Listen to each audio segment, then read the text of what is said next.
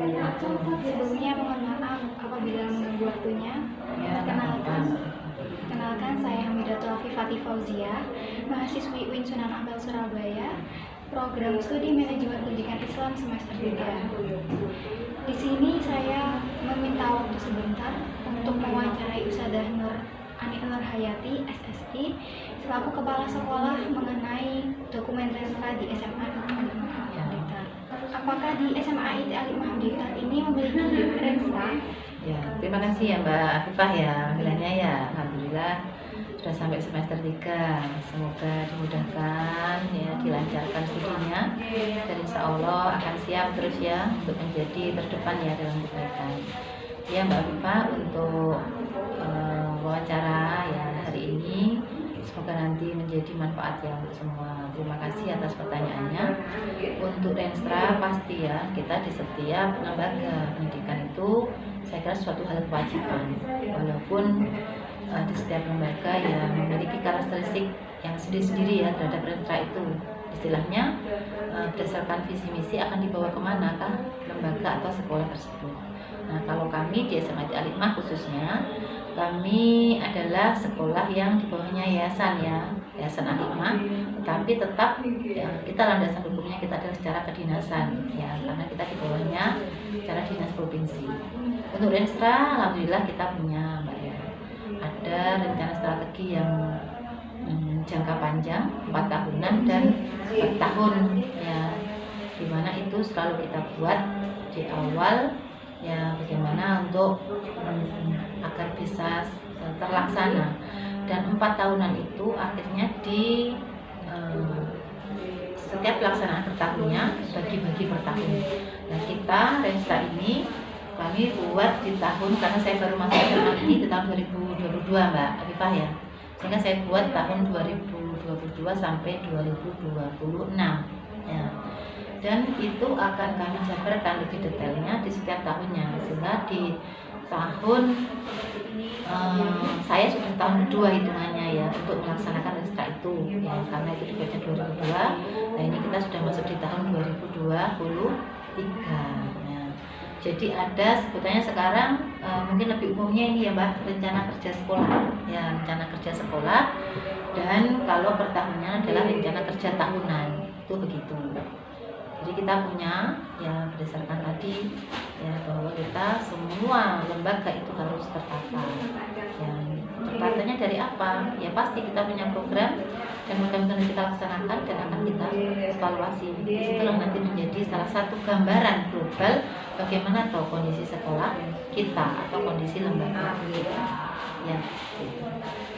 Bagaimana cara menyusun Renstra tersebut? Ya, terima kasih Mbak Rita. Pasti ya ada tahapan ya untuk penyusunan Renstra itu, tidak langsung print ya, tidak langsung kita copy paste dan sebagainya. Untuk penyusunan Renstra pastinya kita di yayasan sendiri itu menentukan ya, di sini SMA itu ada visi misi apa. Salah satunya ya yang utama di visi kita adalah bagaimana kita membentuk sebuah lembaga yang Islami di sini dan mengantarkan generasi-generasi yang urban. Nah, dari situlah kita sudah punya gambaran umum ya, dan dijanjikan kepada misi serta tujuan. Dari situ kira-kira 4 tahunan Renstra ke depan dengan untuk mewujudkan visi misi tadi, tujuan itu apa yang dilakukan, dibagi tahapannya. Ada di situ nanti kita satu landasan hukum kita secara pasti kedinasan. Kedinasan itu bisa permen ya, yaitu peraturan menteri ya, bisa mungkin juga keputusan dari pihak provinsi ya, atau bisa juga mengambil dari sisi kedinasan daerah, karena kita di bawahnya kan, kalau SMA Al-Hikmah kan di Kabupaten Blitar ya. Nah, itu bisa mengambil di situ. Setelah itu yayasan kita gandeng juga komite ya, komite untuk penyusunan, terus juga tim kita, tim kami, tim stakeholder, yaitu kepemimpinan yang ada di SMA Al-Hikmah, guru yang melibatkan juga guru. Nah, itu tahapannya. Jadi tahapan pertama kita pasti melihat dulu ya mau dibawa kemana untuk SMA itu ya dari awal, karena saya tinggal meneruskan, berarti saya itu mengacu dari evaluasi yang tahun sebelumnya. SMA ini kan berdiri dari tahun 2016 tuh Mbak ya, dari 2016 berarti sekarang kan sudah masuk tahun ke-7 ya hitungannya. Itu masuk tahun ke-7 lah.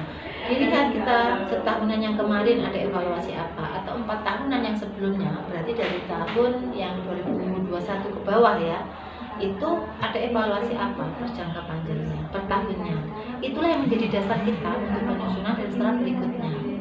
Bagi yang sudah baik dan itu tetap bisa dilaksanakan, bisa tetap dilaksanakan.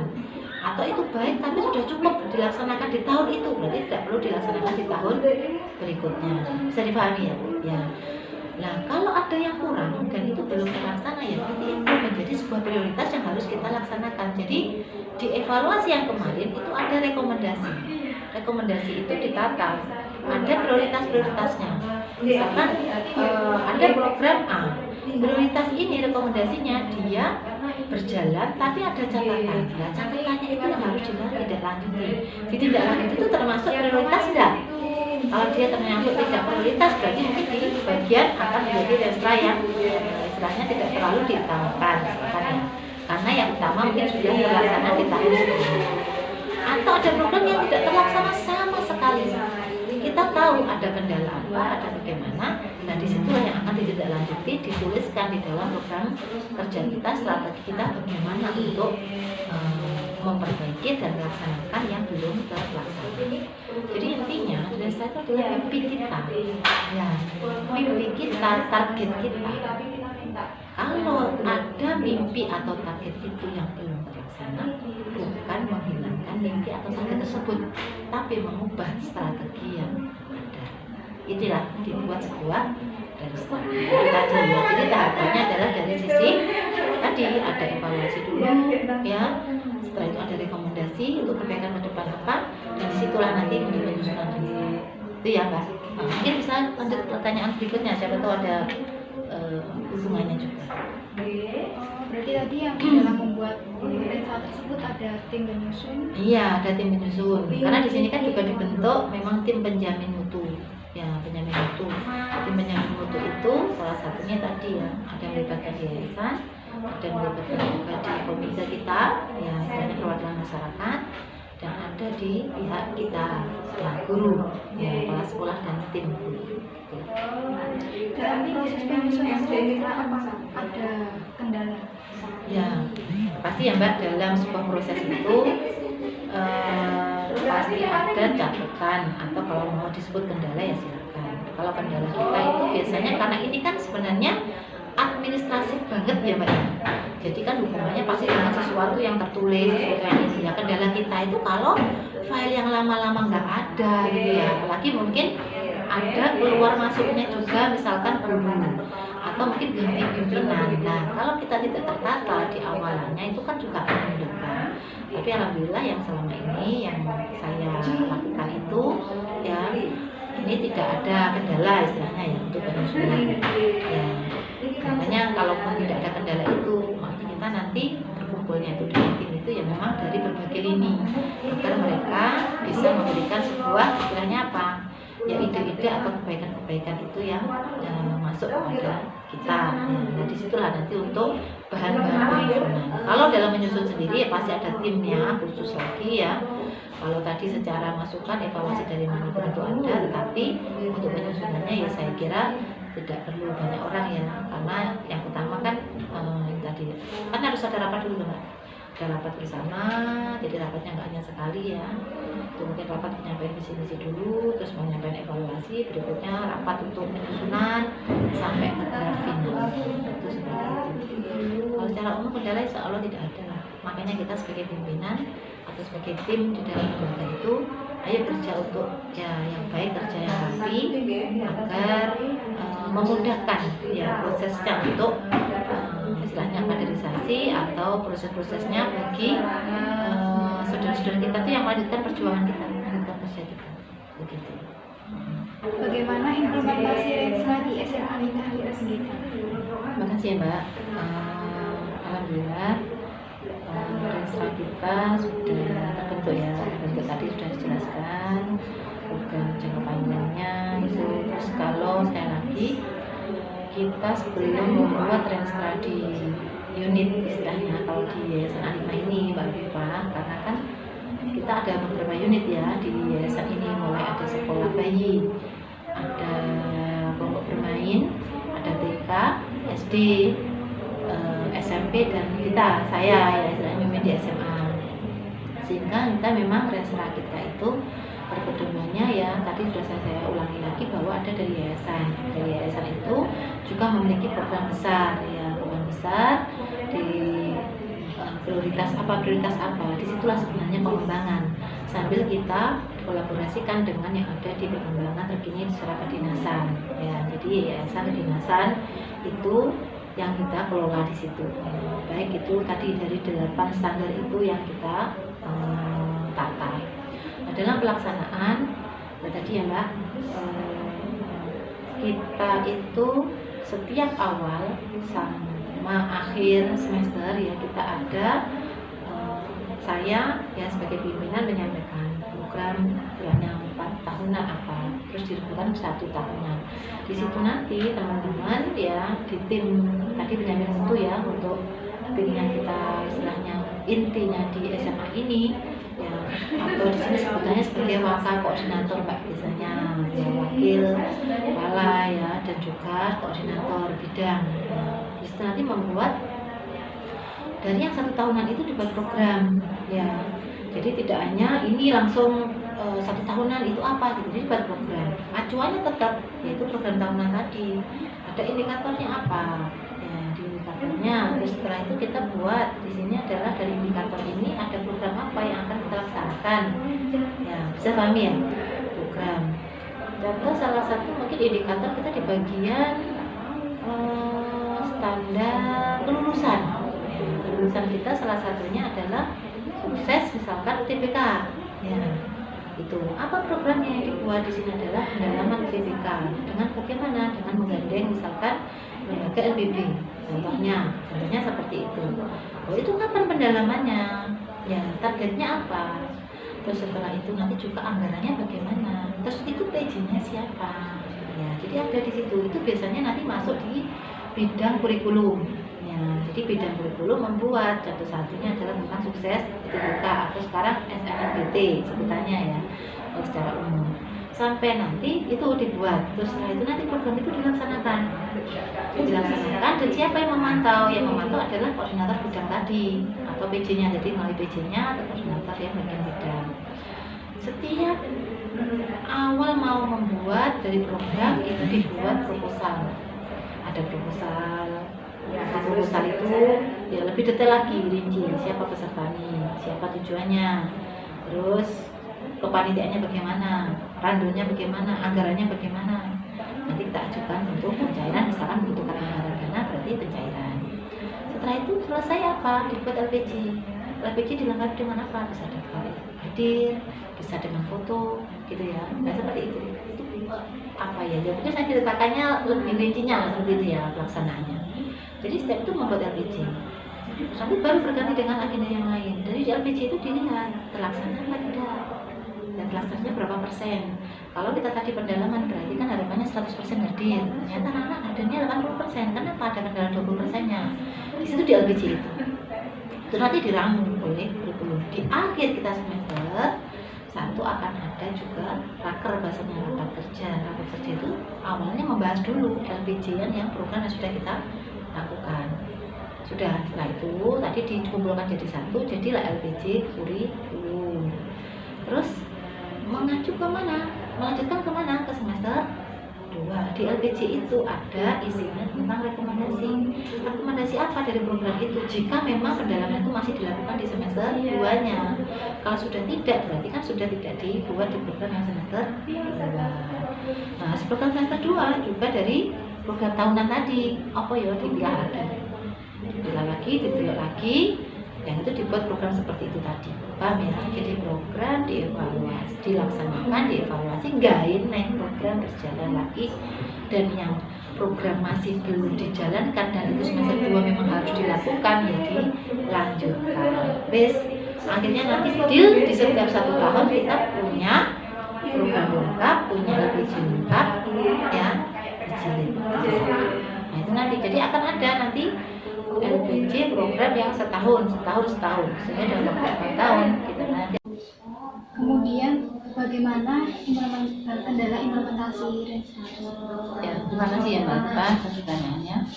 sekali lagi sudah di depan tadi saya jelaskan yang mulai proses pembuatan ya ada kesulitan apapun itu kita memang kalau kesulitan pastinya kita konsultasi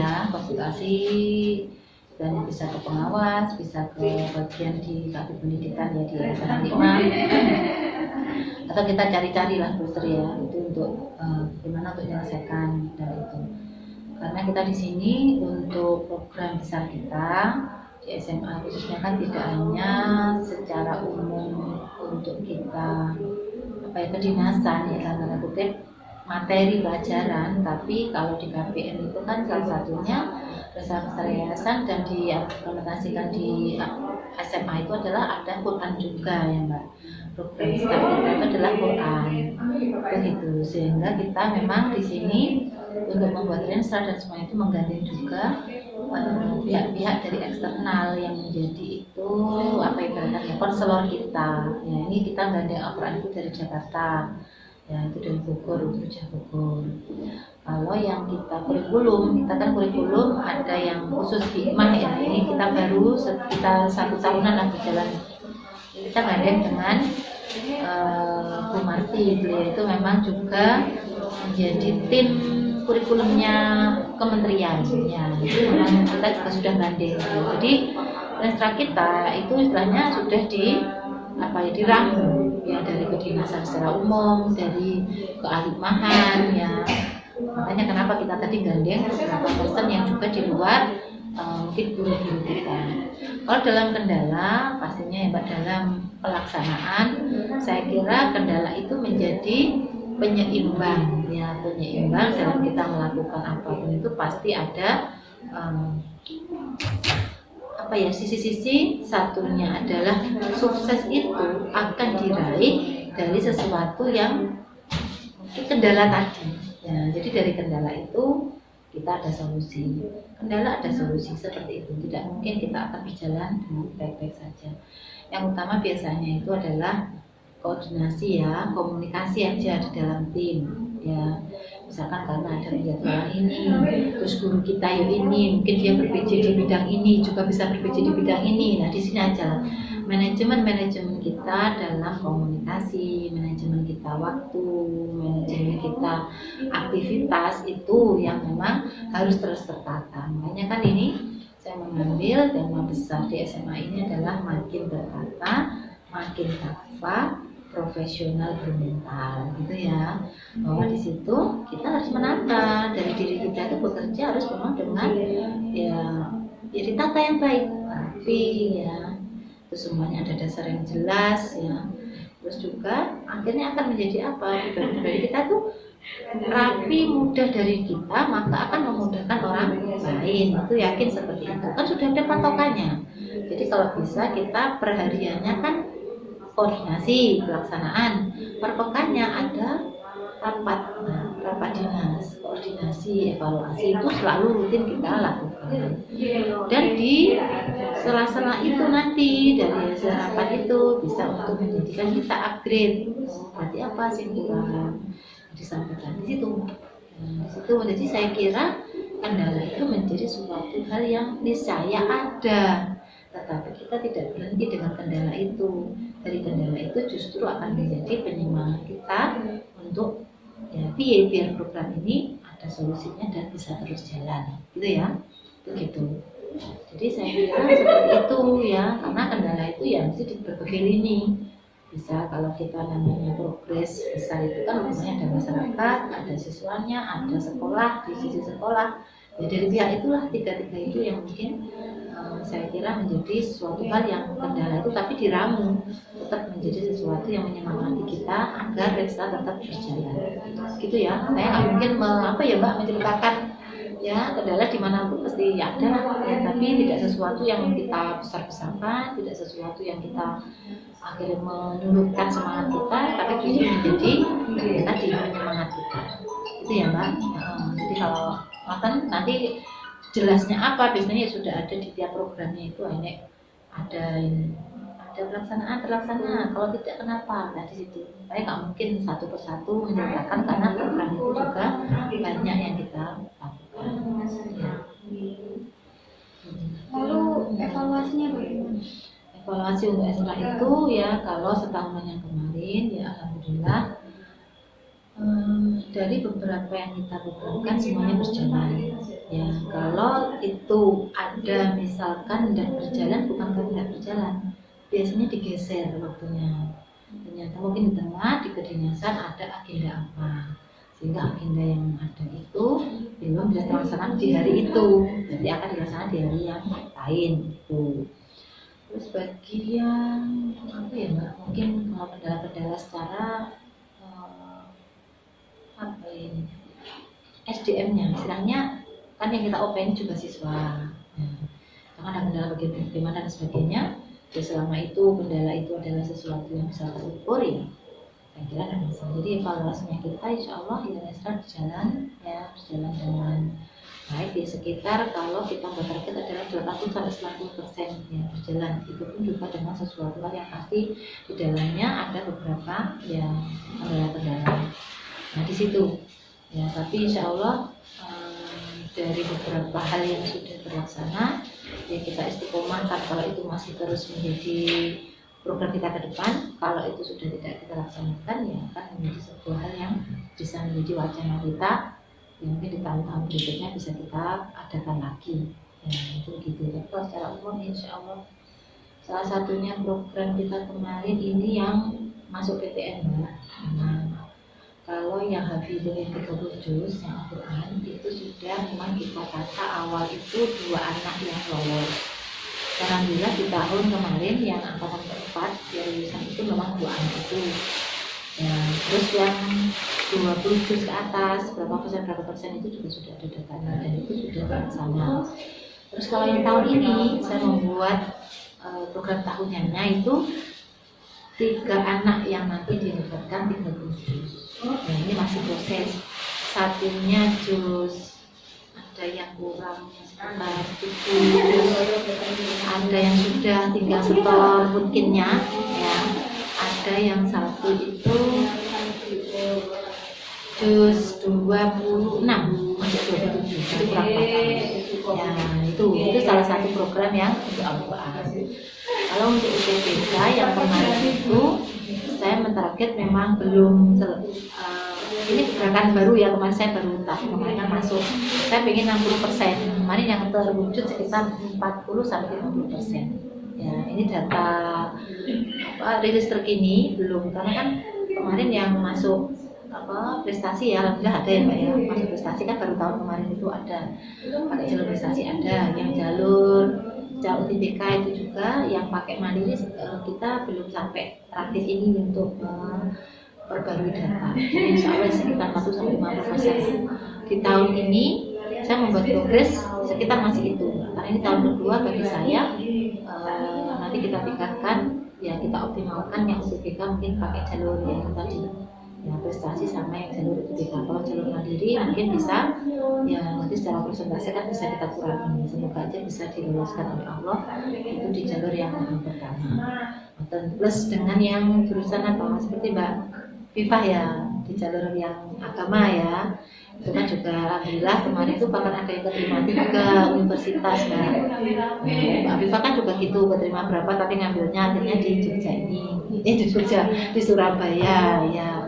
Kalau yang kemarin ada yang keterima di Malang, ada yang keterima di Jawa Tengah, di Jogja, ada juga ada yang di mana Tulungagung, tapi ngambilnya terus di mana gitu. Jadi ada yang sampai seperti itu, jadi nggak hanya keterimanya satu universitas tapi di beberapa ya, seperti itu ya. Jadi nanti biar jadi penerusnya ya Mbak Afifah ini di Surabaya nanti bisa juga kalian bisa masuk ke adik-adik jika ingin sosialisasi tentang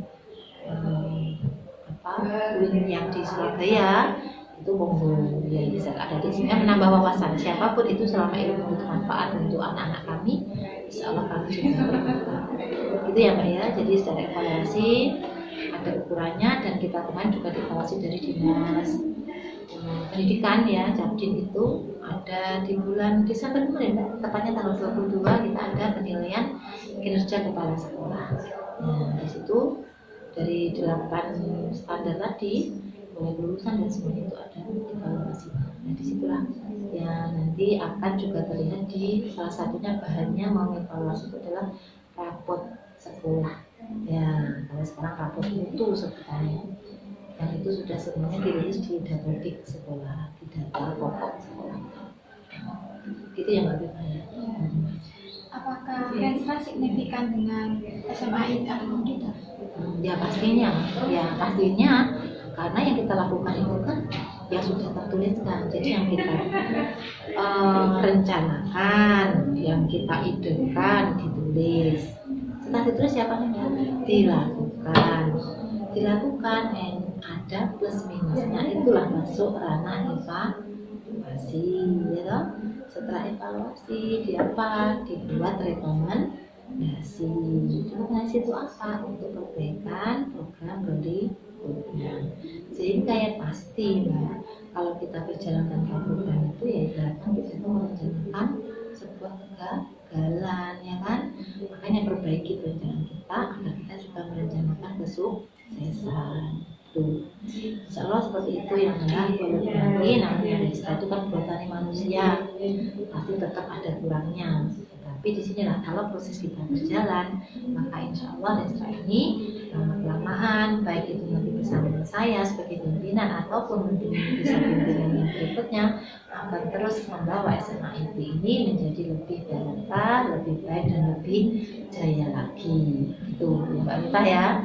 Juga sukses selalu untuk sampean dan teman-teman ya, terlepas sampai itu sebagai alumni kami di sini ya, selalu doakan yang terbaik untuk anak-anak semua dan terkhusus anak-anak bangsa di Indonesia ini menjadi generasi pribadi dan generasi penerus yang terbaik ya. Itu baik, sudah wawancaranya sudah cukup. Terima kasih atas waktunya ya, semoga saya senantiasa aktif dalam membantu. Amin. Terima kasih ya Mbak. Sukses selalu, wes kuliahnya yang sungguh-sungguh, ya, yang amanah, ilmu yang barokah, ya. Terus kedepankan keterwakilan, yaitu hormati orang tua kalian, hormati ustadz-ustadz dan bapak ibu guru kalian, karena ridho Allah itu juga dari ridho beliau. Itu ya, selamat terus studi dengan baik ya, doa kami dengan baik. Terima kasih sudah ke SMA IPA 5 ya, kapan-kapan monggo dengan teman-temannya di Surabaya ya, kami dengan terbuka untuk ya bisa membersamai SMA IPA akan lebih baik lagi. Ya sama-sama. Waalaikumsalam warahmatullahi wabarakatuh.